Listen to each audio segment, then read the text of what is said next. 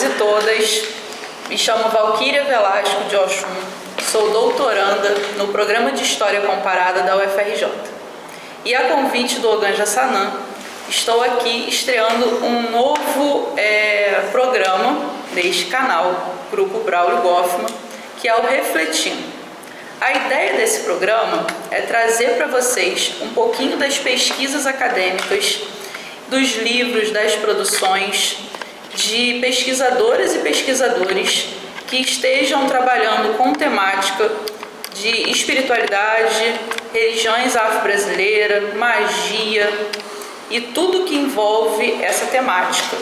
E hoje nós trouxemos, para falar um pouquinho com vocês, uma querida amiga que é a Natália Fernandes, doutoranda na UF, que está cursando seu doutorado com o título O Espiritismo, Magia e os Sortilégios, Tensões Raciais acerca das religiosidades negras na capital carioca, de 1900 a 1950.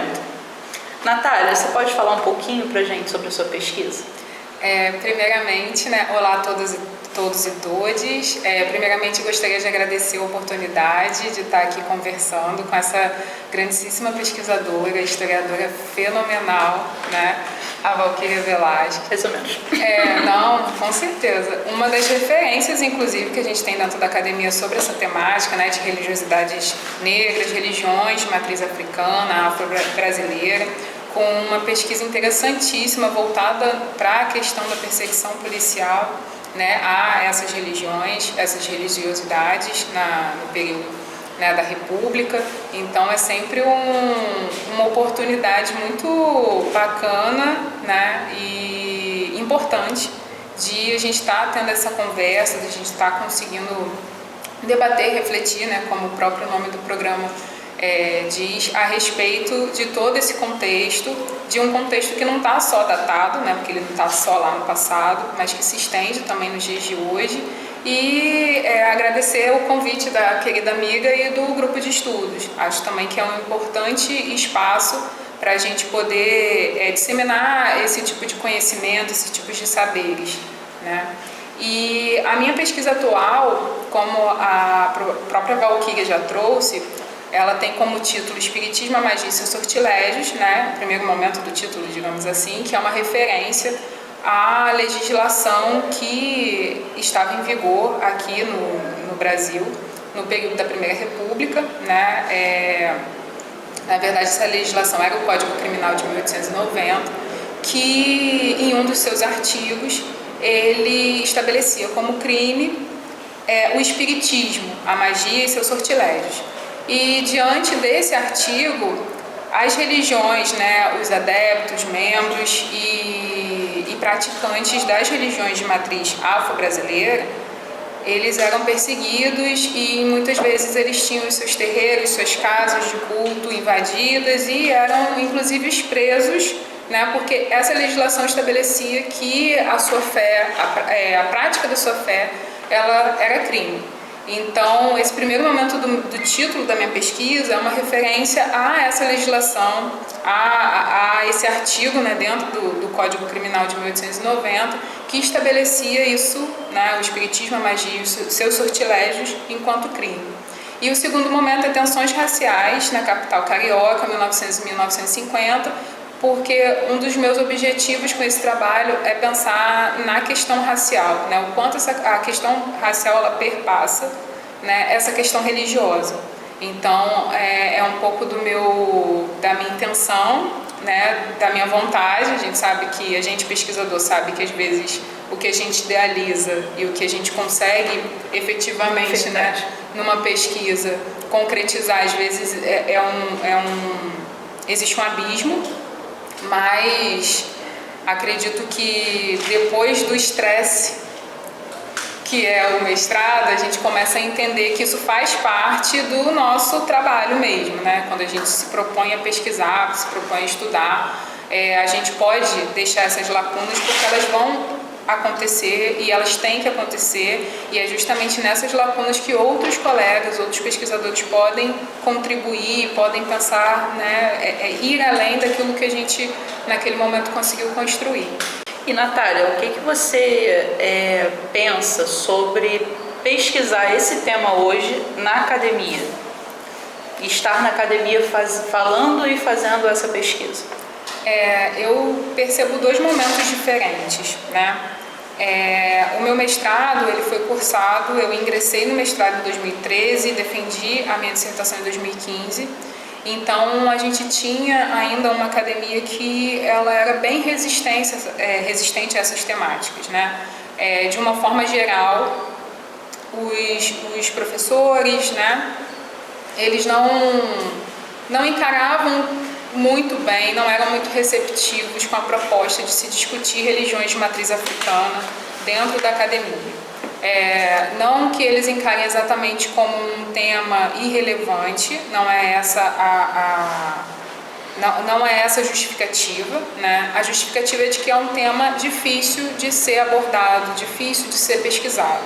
E infelizmente essa justificativa ela acaba eu não sei se é muito fruto dessa fala desses professores ou se também é um movimento mesmo relacionado aos acervos, às fontes. Mas quando você vai nos arquivos, quando você vai buscar as fontes para pesquisar esse tipo de temática, você também tem uma certa dificuldade, porque nem sempre você tem acesso a essas fontes, né? Não estou dizendo que essas fontes não existam, elas existem, mas às vezes até você conseguir alcançá-las, conseguir descobrir, ou mesmo dentro de um arquivo, de um acervo que você sabe que existe aquela fonte, até você conseguir chegar especificamente nela, é muito difícil. Então, assim, nesse momento do meu mestrado, eu encontrei principalmente essas duas dificuldades, né? De ter uma academia que não era receptiva, né? O que parece ser uma espécie de incoerência, porque a gente nós somos historiadoras formadas, então a gente vem do ambiente da história, então, em tese, né, é um lugar que se propõe a pesquisar, a pensar a sociedade como um todo, mas a gente ainda tinha, nesse primeiro momento, uma certa resistência, né, do corpo docente das universidades, e também a questão dos arquivos, dos acervos que ou não tratavam, porque quando eu falo de dificuldade de acesso à fonte, a gente também pode e deve pensar nisso, né? Que esses documentos, essa documentação não está sendo devidamente tratada e separada e acondicionada para que a gente tenha acesso. Ou mesmo de que a própria instituição dificulta o acesso. E, infelizmente, eu tive essas duas experiências, né? Tanto dessa experiência de perceber que essas fontes elas não estavam preparadas para receber pesquisadores, para poder se aprofundar nelas, e, ao mesmo tempo, instituições que não é que não permitiram, mas dificultaram o máximo possível que eu conseguisse ter acesso a essas fontes. Então, nesse momento do mestrado, eu tenho, assim, hoje, né, muitos anos depois de concluir o mestrado, eu tenho essa percepção que era um espaço que era complicado, né? E decidir pesquisar religiões de matriz afro-brasileira, africana, era uma espécie de resistência e tinha que vir com muita resiliência, né? Porque você era contestado e tinha seu trabalho dificultado a todo instante. Fazendo uma comparação com o que a gente vive nos dias de hoje, eu não estou dizendo que o melhor dos mundos, muito pelo contrário, não é isso. Mas eu acredito que muitos pesquisadores, como eu e a Valquíria, a gente conseguiu, de alguma forma, trazer as religiões de matriz afro-brasileira e africana para o debate, né? E isso tanto academicamente falando, quanto falando da nossa sociedade. Então, quando a gente consegue fazer esse movimento, e eu também não estou dizendo que a gente é herói, heroína, nada disso, né? Mas, de alguma forma, aquilo que a gente tinha nas nossas pesquisas ecoou e as pessoas acreditaram, e entenderam, e abraçaram, e levaram à frente.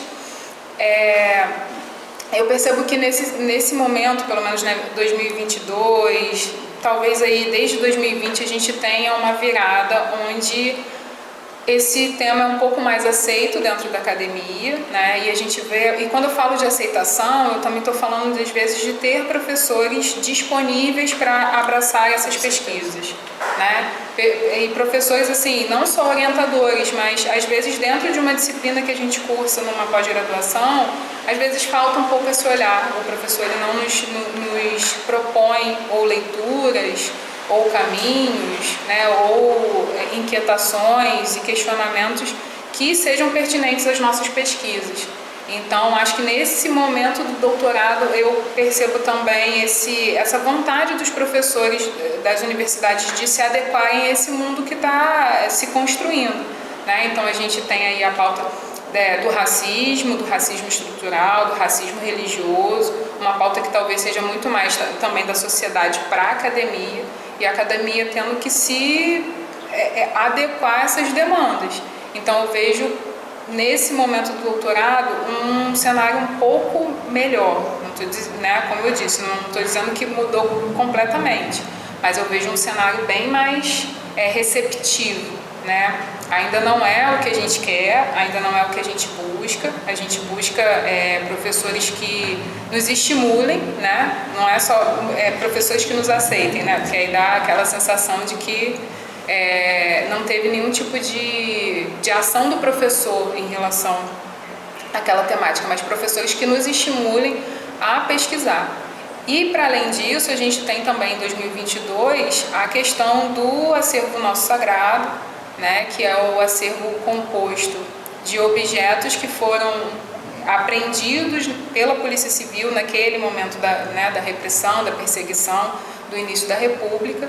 E aí a gente tem que esses objetos eles estavam em posse do Museu da Polícia Civil, e depois de muita luta, né, de vários atores sociais, inclusive intelectuais, né, pesquisadores, historiadores, mas também lideranças religiosas. Por isso que eu falo que esse diálogo entre, né, academia e sociedade civil é muito importante. E aí, a partir da luta desses atores sociais, a gente tem a liberação dessas peças por parte do Museu da Polícia Civil, né, da Polícia Civil enquanto instituição, e a construção do acervo nosso sagrado.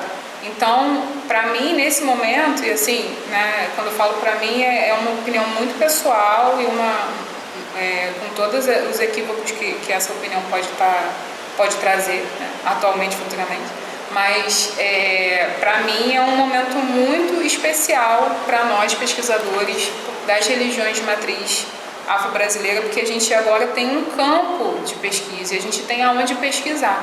Com o acervo nosso sagrado, a gente, né, porque o acervo ele é composto desses objetos, mas existe toda uma mobilização para encontrar outras fontes e deixar essas fontes também sob guarda, ou pelo menos sobre, de alguma forma, mapeamento, digamos assim, do acervo nosso sagrado. Então, aquele pesquisador, aquele antropólogo, aquele sociólogo, aquele historiador que quiser pesquisar sobre religiões de matriz afro-brasileira, ele pode ir no acervo e encontrar, né, uma referência de uma possível fonte em alguma outra instituição. Então, assim, facilita e muito o nosso trabalho e possibilita que a gente possa, de fato, pesquisar essas religiões, né? Então, para mim, hoje, a gente vive um momento, talvez, que é um momento bem diferente daquele que a gente teve quando, né, ingressamos nos nossos mestrados, iniciamos essa nossa busca, essa nossa pesquisa, e eu acredito que hoje eu já vejo assim com um pouco mais de otimismo, né? E entendo também que ainda seja uma briga, né? Uma luta, porque não tem como. A gente está lidando com forças que ainda são oponentes à nossa ideia, né? A gente ainda está lutando contra um Estado aí que não está muito satisfeito em auxiliar, né? Mas a gente já tem recursos. Isso. Né? E a gente foi construindo isso com a nossa batalha diária, a nossa pesquisa. E hoje, por exemplo, o grupo mesmo que a gente participa, né, o EBE, ele reúne uma quantidade enorme de pesquisadores, né, que estão dispostos a fazer esse tipo de pesquisa, estão dispostos a trabalhar esse tema. E eu penso muito, sabe, Natália, no futuro. Assim, eu sou uma pessoa que eu estou os olhos lá no horizonte. Daqui a alguns anos, se tudo caminhar conforme o esperado, nós estaremos na academia enquanto professores, né? Enquanto professores. E aí, esse campo, ele vai estar tendo o destaque que realmente merece, né? Porque é isso que você falou, a gente, em algum momento, a gente teve que ter a recepção de um professor, né, que não entendia muito bem sobre o que a gente estava querendo falar, né? Não entendia muito bem, isso daí dá uma pontuação muito legal aos nossos orientadores, porque são pessoas que se dispuseram a ir para um campo onde não era o campo mais fácil para eles, né? Eles se dispuseram a se abrir, né? E a receber nossa pesquisa, a receber o nosso trabalho, né? Então isso daí é assim, um diferencial muito grande. Só que eles ainda não entendem muito bem sobre o que a gente está falando, né?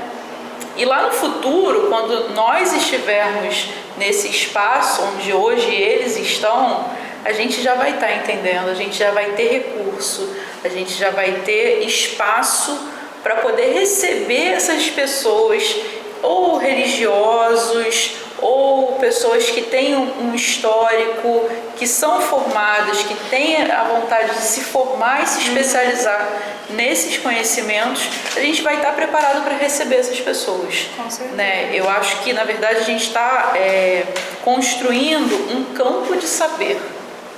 Né? A gente está construindo um campo de conhecimento, um campo que alia discursos, né?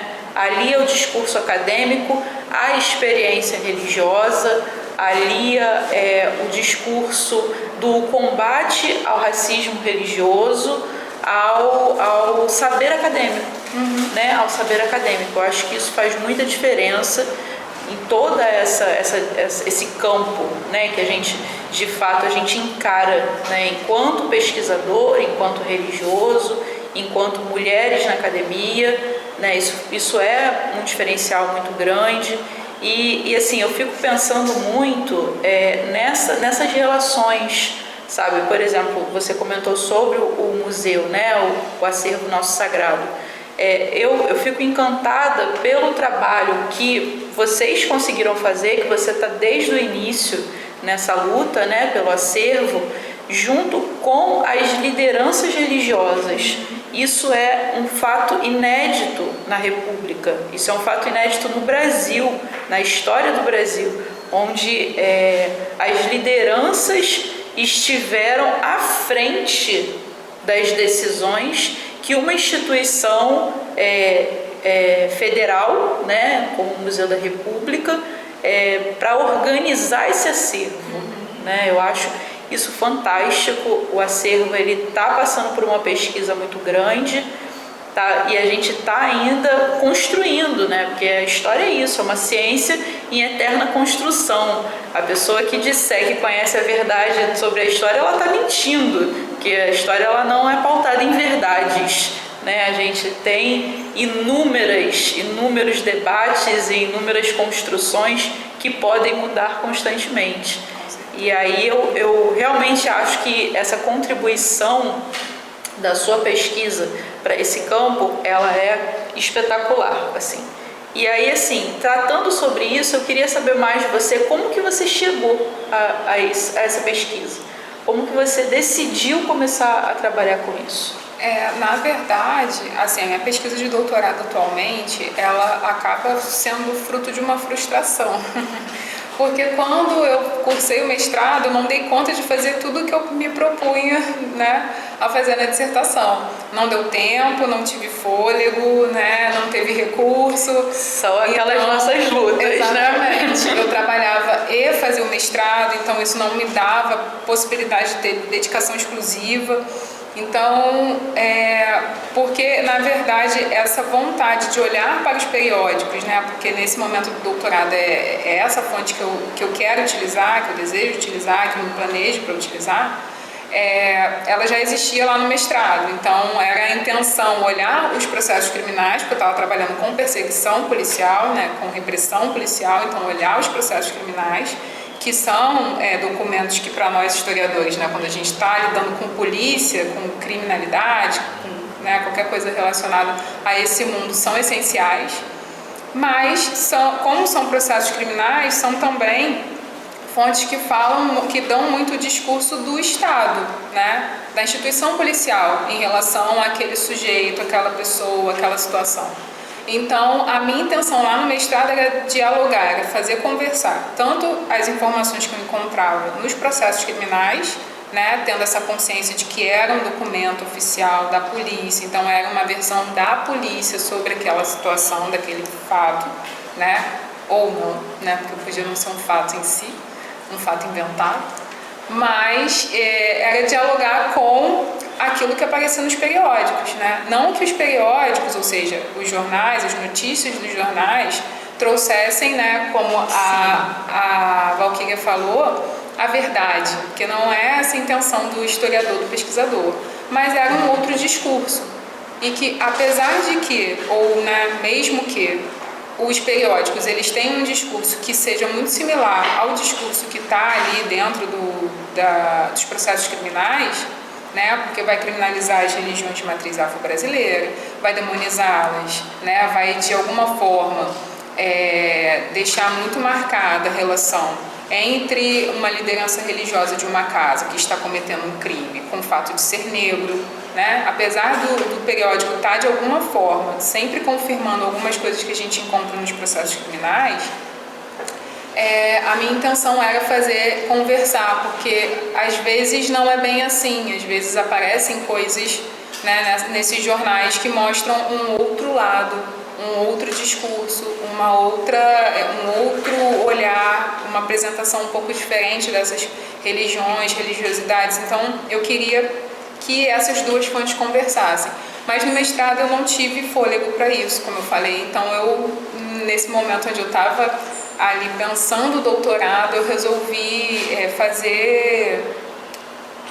tentar dar conta, ou não dar conta, né, mas refletir sobre o que eu não tinha conseguido refletir no mestrado.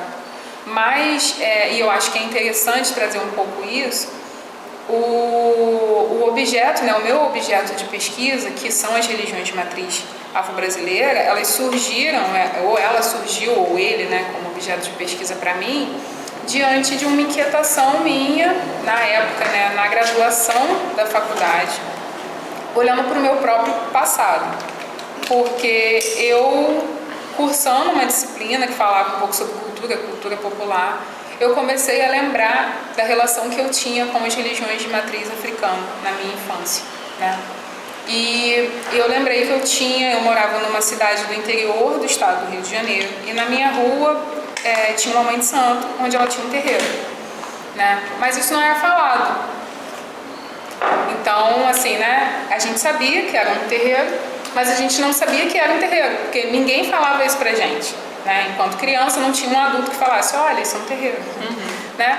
Mas eu ia na casa dela, né? E eu frequentava o terreiro dela, eu ia nas festas de Cosme e Damião, enfim, fazia parte da minha vida, porque eu era amigo, inclusive, né? Tanto eu quanto meu irmão, nós éramos amigos do filho dela, ela era amiga dos nossos pais, né? O marido dela também, então assim, éramos vizinhos, a gente tinha aquela convivência.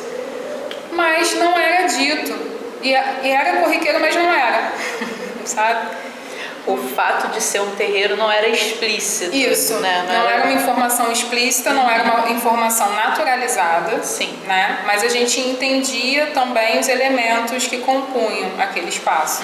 Isso que eu acho que é o mais interessante, porque fazia parte da nossa vivência. A gente estava lá, a gente participava das festas, a gente via, né? Ela tinha uma imagem linda, né? Um quadro lindo de Iemanjá, por exemplo, na parede, assim. Era um espaço circular, então assim, todas essas coisas... Os símbolos existiam. Isso, tinha o quarto, e a gente entendia, por exemplo, que no quarto a gente não podia entrar, né? Mas a gente não sabia o que era. Mas meus pais sabiam, mas a gente não sabia, não era falado, não era explicado. Mas o que mais me chamou a atenção e o que me causou essa reflexão, tantos anos depois, foi a imagem de Exu, né? Quando eu vi, porque eu tinha uma criação católica, né, por todas as incoerências, inclusive, dessa informação, porque a minha avó, ela era da Umbanda, né, mas minha mãe me criou dentro dessa lógica católica, eu tinha um medo, um pavor gigantesco da imagem, porque eu fazia a associação óbvia, né, que toda criança, né, atualmente possivelmente vai fazer, porque ela é ensinada isso. Que ela que é de fora da religião, né, com o pensamento católico, isso. Já vai diretamente. E não só católico, né, cristão, de fato. E aí era a construção que eu, criança, fazia. Então eu comecei a não passar aonde eu via a imagem, porque para mim era alguma coisa ruim. E aí aos poucos hoje, né, olhando para o passado, eu percebo que eu fui parando, inclusive, de frequentar a casa dela, porque aquilo me deixou muito... Eu não entendia aquilo, eu achava que aquilo... Era, realmente, assim, a associação que eu fiz foi a associação de que era algo ruim, ao mal, a qualquer coisa. E na faculdade, né, muitos anos depois, também com essa vivência de Rio de Janeiro, porque, né, uma coisa é você viver numa cidade do interior, outra coisa é você vir para o Rio de Janeiro, onde as coisas são bem diferentes, né? As informações, elas surgem, você não precisa ir atrás delas. Eu comecei a me questionar, e a questionar por que eu não sabia que era um terreiro, por que eu tinha medo, do que eu tinha medo, e se aquele medo era meu. Eu acho que foi o principal questionamento que eu fiz naquele momento para começar a pensar nesse objeto de pesquisa, a pensar nesse recorte. E aí eu, na época, graduanda, comecei a acreditar isso sem ter muito, né, aporte teórico, porque não era uma coisa discutida na faculdade nesse momento, que isso era fruto, né, do racismo estrutural, né? Ou seja, a gente era ensinado que as religiões, as religiosidades de matriz afro-brasileira, elas estavam associadas ao mal, ao demônio, ao maléfico. E foi muito dentro disso que eu comecei a pensar, a refletir a respeito do meu tema de pesquisa, isso na graduação, quando eu só escrevi o TCC, e aí depois isso vai se aprofundar no mestrado, porque aí eu começo a fazer essa conexão, né, desse racismo estrutural com a perseguição policial, com a questão da criminalização, porque aí eu comecei, quando eu, né, descobri essa informação, eu comecei a me questionar, mas por que só essas religiosidades elas eram criminalizadas? O que elas poderiam ter que, né, só elas tinham, nenhuma outra, né, para elas serem criminalizadas e para elas serem tratadas como caso de polícia?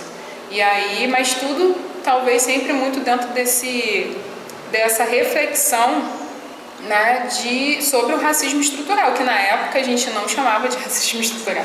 E a gente nem sequer, talvez, chamava exatamente de racismo, porque não era algo que estava tão em debate, que não era algo que estava também sendo tão falado na sociedade. A gente entende, na verdade, quando a gente lidava com essa questão, era taxado de preconceito racial, né? Porque essa coisa do racismo, ela vai também... ela vai avançando, né? E aí a gente vai chamando de racismo, e aí a gente tem uma legislação que fala, não, é racismo. Então a gente vai aprofundando a partir desses avanços, né? Desses movimentos assim que socialmente a gente consegue conquistar. Mas eu acho que eu chego nesse objeto de pesquisa, nesse tema, muito dessa inquietação, que é uma inquietação, né, do presente. Isso, né, a gente pensa muito dentro da nossa área de história, né, que a gente não vai olhar o passado com os olhos do passado, a gente não consegue alcançar isso. Não somos homens, né, desse período, né, homens e mulheres desse período, mas a gente olha o passado a partir do hoje, e naquele momento foi a minha principal inquietação, e, né, se estende até os dias de hoje, porque quando eu busco olhar os periódicos, eu com certeza estou buscando entender esse racismo aí, né? Como que ele está sendo estruturado, como ele está sendo organizado e os efeitos e impactos que ele tem nos dias de hoje, né? E aí quando a gente fala, associa as religiões de matriz afro-brasileira ao racismo, a gente não está querendo dizer que todos os adeptos, todos os praticantes, todos os líderes espirituais são necessariamente negros, não é isso. É só que existem elementos extremamente importantes, fundantes para essas religiões que estão relacionados, estão ligados, né, à cultura, à memória, à história africana, né, e dos africanos no Brasil, que é o mais importante, né. Então, quando vem um pouco esse pensamento, essa linha de raciocínio para mim, ela vem muito dentro desse, né, que hoje sim, eu acho que eu posso falar desse arcabouço aí meio teórico, por conta até de leitura, por conta do que a própria Valquíria falou, né, da gente hoje ter um pouco mais de pesquisadores e professores que estão se especializando nos temas. E aí a gente está tendo conceitos para trabalhar, a gente está tendo palavras para utilizar, a gente está tendo linhas de raciocínio que são muito nítidas e que aí são nítidas para a gente, são nítidas para quem nos ouve, para quem nos lê, né? Mas muito por conta desses professores que também estão aí buscando se adequar às nossas demandas. Eu também faço minhas as palavras da Valquíria, quando ela diz que esperamos que no futuro a gente tenha professores, né, que sejam candomblecistas, que sejam umbandistas e que estejam recebendo alunos querendo, né, com vontade de pesquisar tais religiosidades, religiões. Então, assim, para mim é essencial, mas o objeto surgiu para mim dentro dessa inquietação. Eu comecei a desnaturalizar aquilo que foi naturalizado para mim dentro da minha vida familiar. E aí depois também, conforme, porque às vezes família tem essas coisas, né? Você ouve uma história de um, outra de outro, você vai começando a encaixar um quebra-cabeça, e aí depois fez muito menos sentido na minha cabeça, ou mais sentido, né? Minha avó ser umbandista e minha mãe acompanhar minha avó nas sessões, mas me criar dentro de uma lógica católica, né? Aí hoje a minha percepção enquanto mulher negra, e minha mãe mulher negra também, é de que minha mãe ela internalizou bastante ali algumas estratégias de sobrevivência, porque ela me criou dentro de uma lógica, né, de uma educação católica, mas ela me ensinou todas as coisas que minha avó sabia, né? Mas ela não dava a explicação, mas ela me ensinava todas as coisas. Então ela teve uma estratégia também aí. Eu acho isso que você está falando fantástico, sabe? Sabe por quê? É uma coisa que eu venho pensando muito sobre as estratégias femininas dentro dessa resistência, né? Cara, as mulheres, elas... hoje a gente tem uma sociedade que está em mudança, né? A gente está construindo uma realidade diferente da dos nossos pais, dos nossos avós. Mas até as nossas mães, né, eram elas as responsáveis pela criação dos filhos, né? Então, na verdade, essa construção da cultura, essa construção dos saberes, isso passava pelas mulheres, né? Fundamentalmente, os homens não se importavam, né, tanto com essa bagagem, como hoje também ainda está aí nessa disputa, né? Mas o quanto as mulheres eram responsáveis por passar esses saberes, mesmo que na prática elas te encaminhassem para a igreja, elas te encaminhassem para uma religião que era mais aceita socialmente, para que você não tivesse o estereótipo do macumbeiro, né? Na prática da criação, os segredos, né? Aquelas coisas que é realmente da oralidade, é realmente da cultura, da família, elas passavam, elas não deixavam de compartilhar, né? Então, os saberes eles continuavam sendo passados, mesmo que na prática você estivesse numa outra religião, só que isso cria o que?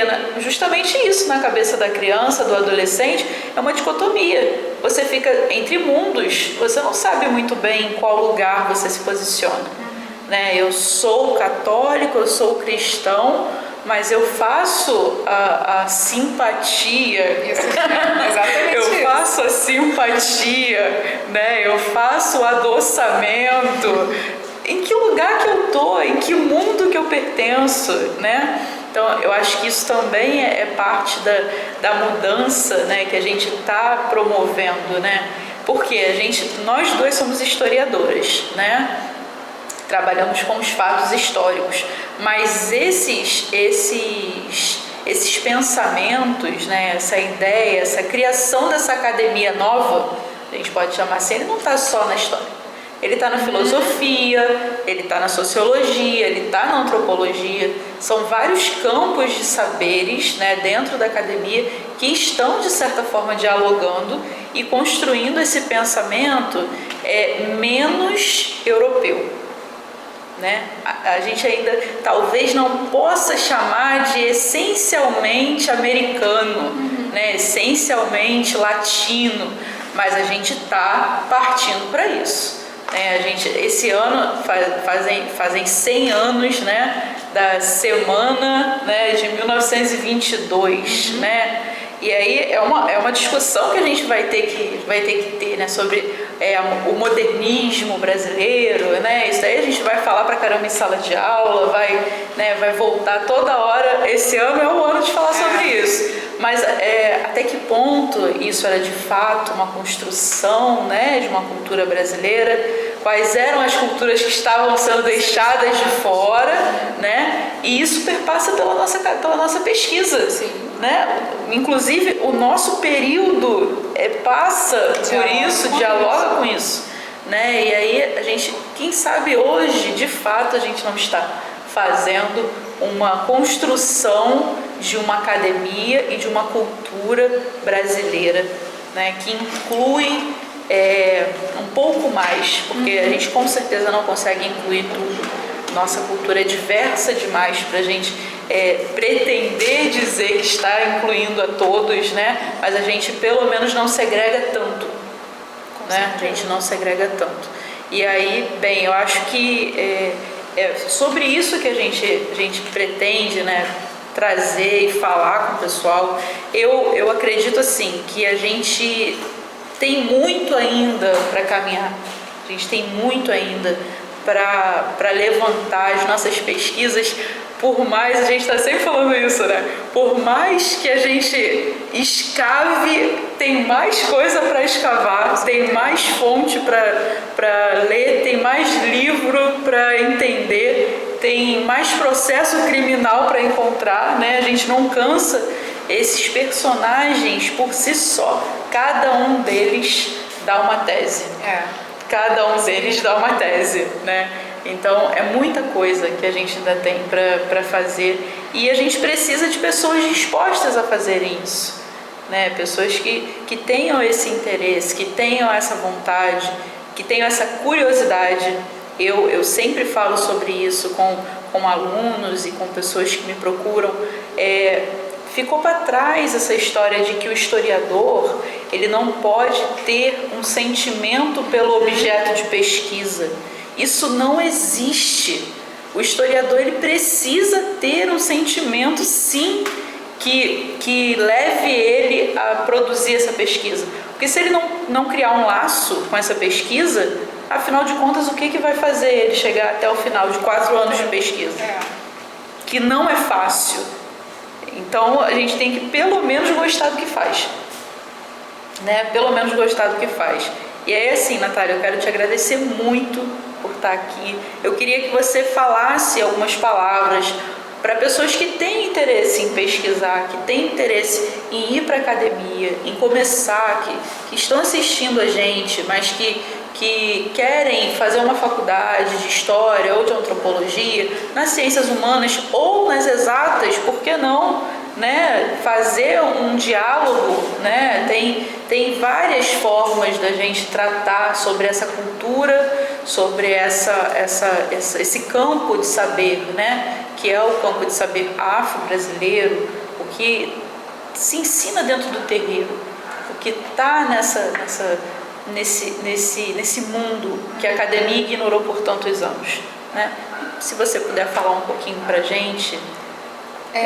Eu penso assim, Valquíria, que por muito tempo a academia ela foi um espaço muito elitista, né? E por ser um espaço elitista e também está associado muito né, ao europeu, né? E é por isso também que a nossa academia ela faz uma proposta muito estranha de separar as coisas, né? Razão e corpo são coisas distintas e não se comunicam, mas você não é só um corpo, né? Você é um corpo e você tem a sua racionalidade. E isso está conectado o tempo inteiro. Mas a academia diz de alguma forma que não, que isso não existe. Mas a academia por muito tempo foi um espaço muito elitista. E por ser um espaço muito elitista, foi um espaço também muito associado ou relacionado, sei lá, à questão da rejeição, né?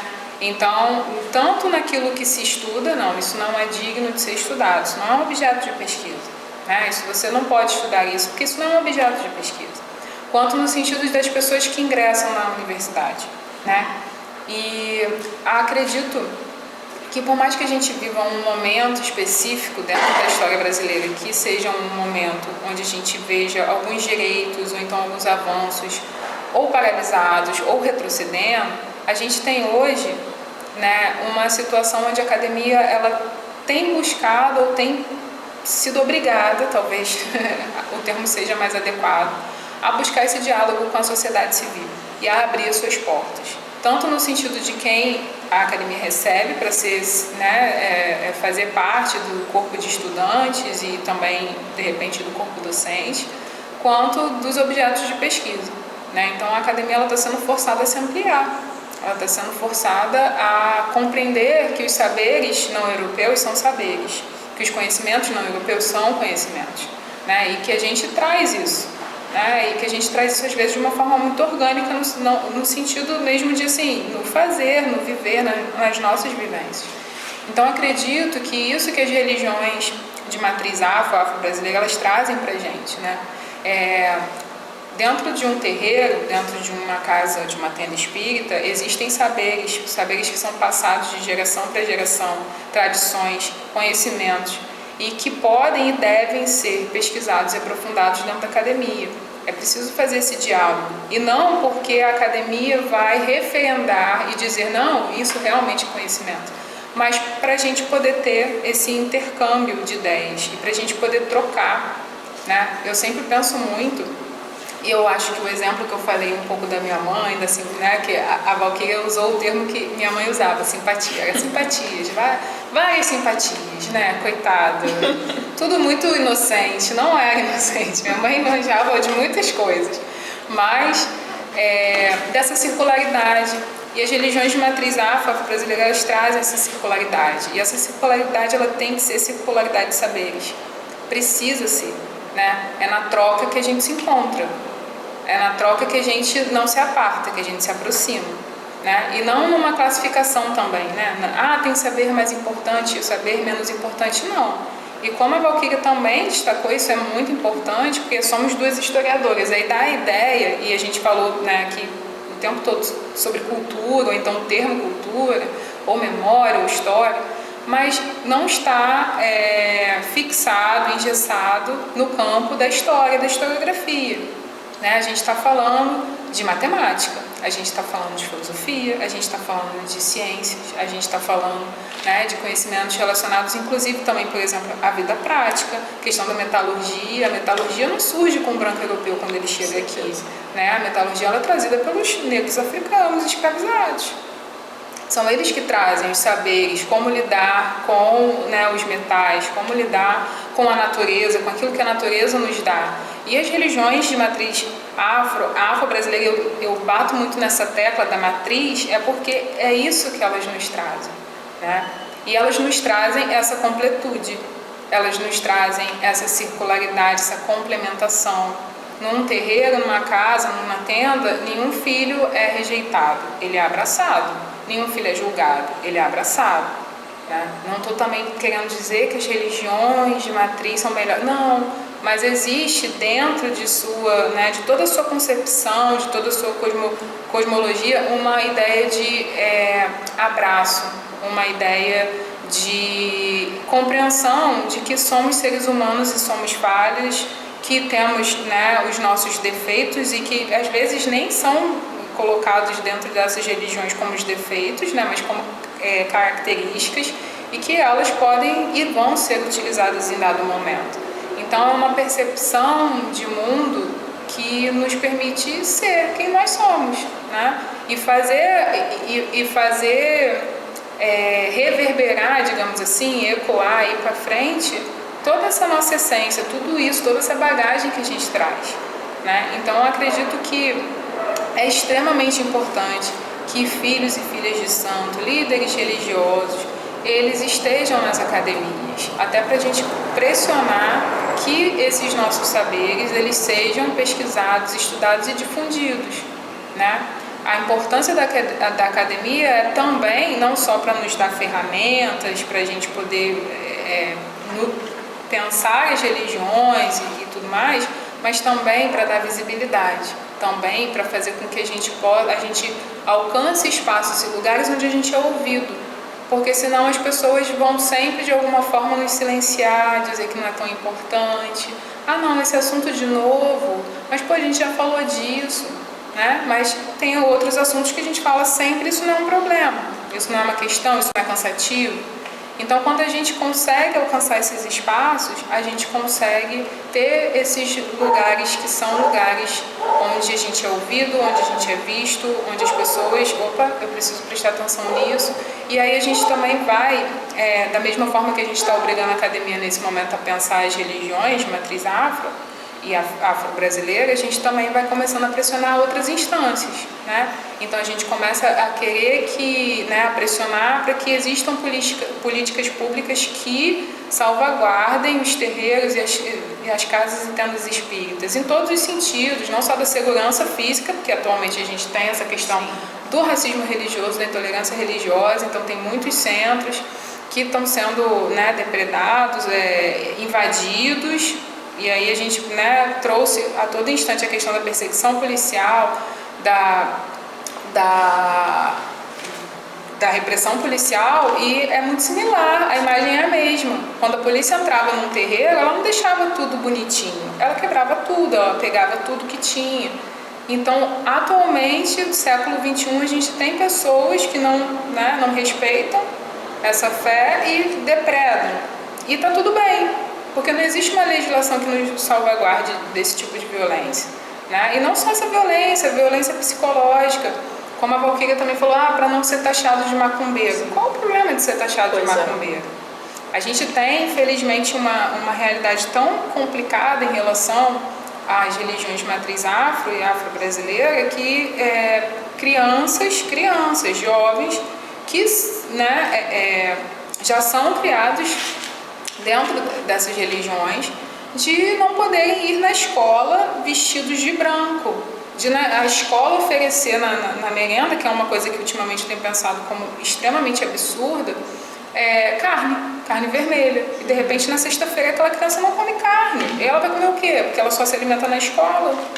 Ela já não pode ir de branco, aí ela não pode comer o que a escola oferece. Quando ela chega na escola, o que ela escuta dos professores e dos colegas é que ela está errada, ou sofre o que a gente chama hoje de bullying, mas sempre nesse sentido bem de apartá-la. Então, é algo que a gente precisa começar a ocupar esses espaços para que a gente pressione, para que a gente ganhe nessas instâncias também. E não só na instância cultural, porque acredito que a gente tem se consolidado, de certa forma, com os limites que temos, mas as pessoas já entendem que quando estamos falando de cultura brasileira, a gente está falando, tem um componente africano ali, as religiões de matriz afro-brasileira, elas fazem parte, mas a gente precisa dessas outras instâncias nos preservando e nos defendendo, sabe? E eu acredito que a academia é um desses caminhos, e é um dos caminhos, talvez não vou dizer o mais importante, mas é um caminho consistente, é um caminho onde a gente consegue fazer, ecoar e fazer essas coisas acontecerem. E acredito que a gente já passou da época de conseguirmos, A academia ela é um espaço de poder, Ela é um espaço de poder, tal como é a política, tal como é a economia. E enquanto religiosos que são reprimidos há séculos, e que não detêm esses espaços de poder, a gente não domina esses espaços de poder. Então, chegar em um desses espaços, em alguns desses espaços, faz muita diferença. Eu tenho uma frase que eu detesto que as pessoas infelizmente ainda dizem muito dentro dos terreiros, né, dos barracões, das casas de santo, que política e religião não se mistura. Se mistura sim. Se mistura sim, está misturado, está tudo misturado. Mistura por quê? Porque quem está no poder são religiosos, né?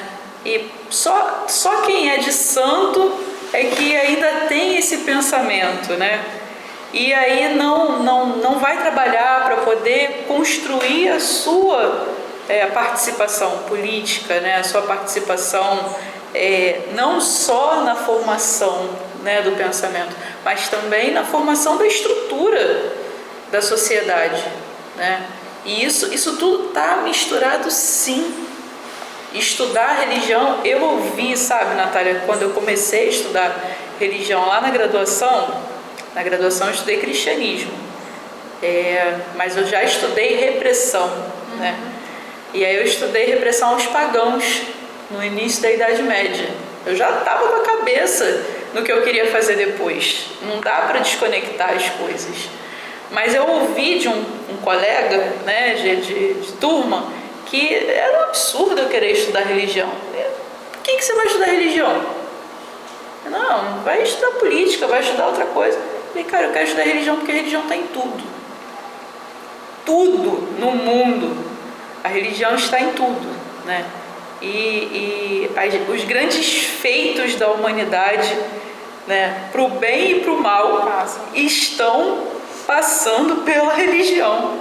Não tem como desconectar. Então, estudar religião é estudar política, é estudar economia, é estudar educação, é estudar filosofia, é estudar tudo, né? Então, a gente precisa sim ocupar esses espaços, fazer esse diálogo que a gente está fazendo aqui é parte muito importante disso.